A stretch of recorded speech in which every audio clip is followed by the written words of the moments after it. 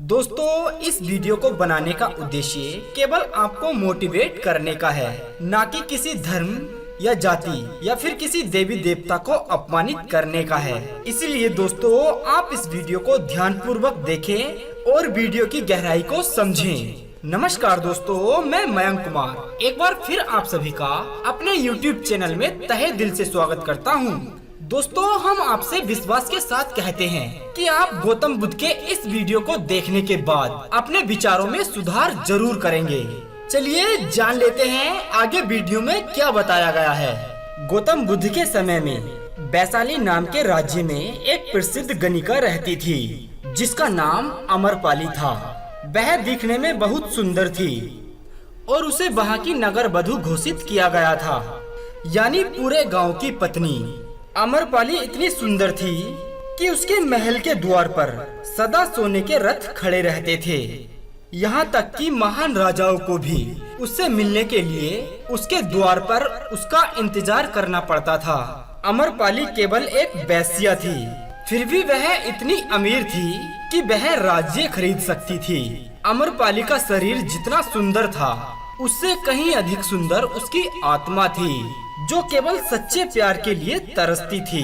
क्योंकि दोस्तों, अमरपाली खुद से वेश्या नहीं बनी थी, उसे जबरदस्ती के तौर पर एक राजा ने वेश्या बनाया था। अमरपाली अपने ग्राहकों को बहुत ज्यादा प्रेम करने का दिखावा करती थी, क्योंकि उसे इसके लिए भारी मात्रा में भुगतान किया जाता था। लेकिन अंदर से वह उनसे बहुत नफरत करती थी, क्योंकि वह सभी लोग उसका इस्तेमाल एक भोग की वस्तु के रूप में किया करते थे, एक इंसान के रूप में उसका सम्मान नहीं करते थे। एक दिन अमरपाली अपने महल की बालकनी में खड़ी हुई थी। अचानक उसने अपने महल के सामने से एक युवा बौद्ध भिक्षुक को जाते हुए देखा, जिसके पास कुछ भी नहीं था सिवाय एक भिक्षा पात्र के। लेकिन उस युवा के पास एक जबरदस्त और लोगों को अपनी ओर आकर्षित करने की एक अद्भुत शक्ति थी। जब युवा बौद्ध भिक्षुक ने ऊपर की ओर देखा तो अमरपाली उसे देख रही थी। उस युवा भिक्षुक ने अमरपाली की ओर देखते हुए बहुत सम्मान के साथ उसे प्रणाम किया। अमरपाली बिना निगाह हटाए उस भिक्षुक को देखती रही। पहली बार अमरपाली के हृदय में प्रेम का भाव जागा था, क्योंकि पहली बार किसी व्यक्ति ने अमरपाली को सम्मान भरी नजरों से देखा था। किसी ने पहली बार उसे इंसान होने का एहसास दिलाया था। अमरपाली तुरंत अपने महल की सीढ़ियों से नीचे उतरी और बाहर आकर उस युवा बौद्ध भिक्षुक के पैर छुए और उनसे कहा कि हे भंते, कृपया आप आज के दिन मेरे मेहमान बने और मेरे महल में चलकर भोजन स्वीकार करें।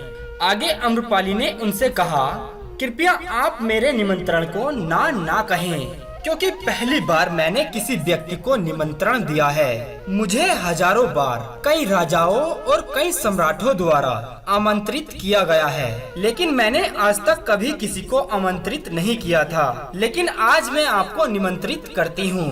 ये मेरा आपको पहला निमंत्रण है, इसलिए आप इसे ना कहें। युवा भिक्षुक ने सम्मान पूर्वक अमरपाली का यह निमंत्रण स्वीकार कर लिया और उनके महल में जाकर भोजन भी ग्रहण किया।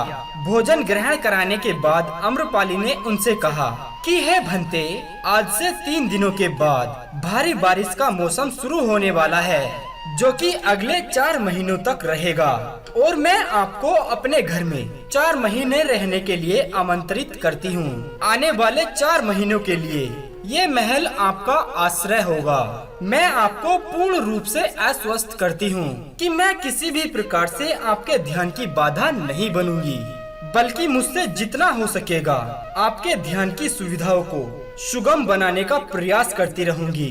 दरअसल बौद्ध भिक्षुक साल के 8 महीने नगर के गांव-गांव घूमकर बौद्ध धर्म की स्थापना करते थे, और 4 महीने वह एक ही स्थान पर रहते हैं जहां उन्हें आश्रय मिल जाता है। युवा बौद्ध भिक्षुक ने अमरपाली से कहा कि माफ कीजिएगा देवी, लेकिन इस विषय में मैं स्वयं निर्णय नहीं ले सकता हूँ। मैं आपके प्रस्ताव के विषय में बुद्ध से पूछूंगा। अगर वो मुझे अनुमति देंगे तो मैं आपके महल में आश्रय जरूर ग्रहण करूंगा। इतना कहकर वह बौद्ध भिक्षुक वहाँ से चला जाता है। इससे पहले वह बौद्ध भिक्षुक गौतम बुद्ध के पास पहुँचता और अम्रपाली के प्रस्ताव के बारे में उनसे कुछ कहता। उससे पहले वहाँ पर मौजूद अन्य भिक्षुक बुद्ध के पास पहुँच जाते हैं और बुद्ध से कहते हैं कि हे बुद्ध, आप उस युवा भिक्षुक को रोकिएगा। अम्रपाली ने उसे 4 महीने रहने के लिए अपने घर निमंत्रण दिया है। अम्रपाली तो एक वैश्या है और एक भिक्षुक एक वैश्या के घर में 4 माह कैसे रुक सकता है? इससे हमारे संघ में गलत संदेश जाएगा। बुद्ध ने उनसे कहा, कृपया आप लोग शांत रहें और उस भिक्षुक के आने की प्रतीक्षा करें। थोड़ी देर के बाद वह युवा भिक्षुक गौतम बुद्ध के पास आ जाता है। उनके पैर छुए और अम्रपाली की पूरी कहानी सुनाते हुए उनसे कहा कि हे बुद्ध, नगर की एक अम्रपाली नाम की स्त्री ने मुझे बारिश के 4 महीने अपने घर रहने के लिए आमंत्रित किया है। मैंने उसके निमंत्रण का अभी कोई जवाब नहीं दिया है। मैंने उससे कहा है कि अगर आप मुझे उसके घर रहने की आज्ञा देंगे तभी मैं उसके घर पर रहने के लिए आऊँगा। हे बुद्ध, आप जो मुझसे कहेंगे या फिर आपका जो फैसला होगा मैं वही मानूंगा, मैं वही करूंगा। उस युवा भिक्षुक ने अम्रपाली के विषय में बात करते हुए वैश्या शब्द का प्रयोग न करते हुए केवल एक महिला शब्द का प्रयोग किया। बुद्ध ने उस युवा भिक्षुक की आंखों में देखा और उससे कहा कि तुम वहाँ उसके पास रह सकते हो। तभी अचानक वहाँ एक बूढ़ा भिक्षुक खड़ा हो जाता है और बोला कि बुद्ध, यह सही नहीं है। युवा भिक्षुक एक सच्चाई छुपा रहा है। इसका कहना है कि एक अम्रपाली नाम की महिला ने अपने घर पर रहने के लिए आमंत्रित किया है, लेकिन हे बुद्ध, वो एक महिला नहीं है, वो तो एक वैश्या है। बुद्ध ने कहा कि मैं यह सब कुछ जानता हूँ। इसने वैश्या शब्द का प्रयोग नहीं किया। इसका अर्थ है इसके मन में उसके लिए सम्मान का भाव उठना, इसलिए मैं इसको वहाँ रहने की अनुमति दे रहा हूँ। वहाँ मौजूद हजारों भिक्षुकों को इस बात का विश्वास नहीं हो रहा था कि बुद्ध ने एक युवा भिक्षुक को एक वैश्या के घर में रहने की अनुमति दे दी है। अगले 3 दिनों के बाद वह युवा भिक्षुक अम्रपाली के घर में रहने के लिए चला जाता है। उसके जाते ही अन्य भिक्षुक उसके बारे में तरह तरह की बातें बनाने लगे। बुद्ध ने सभी को शांत करते हुए कहा कि मुझे मेरे भिक्षुक पर पूरा विश्वास है। मैंने उसकी आंखों में देखा है कि उसके भीतर तनिक भी भोग की इच्छा नहीं थी। अगर उस भिक्षुक का ध्यान गहरा है तो वह अम्रपाली के हृदय को परिवर्तित कर देगा, और अगर भिक्षुक का ध्यान गहरा नहीं है तो अम्रपाली अपने शारीरिक आकर्षण से भिक्षुक को परिवर्तित कर देगी, उसे अपनी ओर आकर्षित कर लेगी। यह एक प्रश्न है ध्यान और शारीरिक आकर्षण के मध्य, जिसका उत्तर हमें 4 माह के बाद मिलेगा। बुद्ध की बात सुनकर वहाँ उपस्थित अन्य भिक्षुकों ने कहा कि बुद्ध उस युवा भिक्षुक पर बहुत अधिक भरोसा करते हैं और वे यह अनावश्यक जोखिम उठा रहे हैं, और अम्रपाली बहुत सुंदर है। समय प्रारंभ हो जाता है और वर्षा ऋतु भी प्रारंभ हो जाती है। धीरे धीरे 4 माह बीत जाते हैं और वह युवा भिक्षुक वापस गौतम बुद्ध के पास आता है। उसने बुद्ध के पैर छूते हुए उन्हें प्रणाम किया और उस युवा भिक्षुक के पीछे अम्रपाली भी आ जाती है। युवा भिक्षुक ने अम्रपाली का बुद्ध से परिचय कराते हुए कहा कि हे बुद्ध, ये अम्रपाली है और यह आपसे दीक्षित होना चाहती है।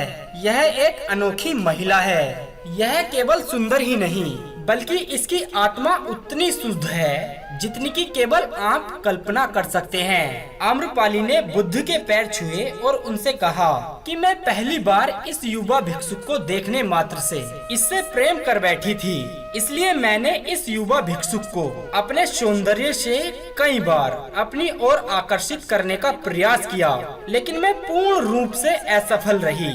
इसके पश्चात इस युवा भिक्षुक ने मुझे ध्यान के प्रति जागरूक किया और यह एहसास कराया कि वास्तव में जीवन भोग नहीं अपितु ध्यान है। इसलिए हे बुद्ध, मैं अपनी सारी संपत्ति आपके सभी भिक्षुकों को दान करती हूँ और अपना शेष जीवन ध्यान में बिताना चाहती हूँ। इसके बाद आम्रपाली बुद्ध के शिष्यों में एक पहली ऐसी महिला हुई जिसे आत्मज्ञान की प्राप्ति हुई।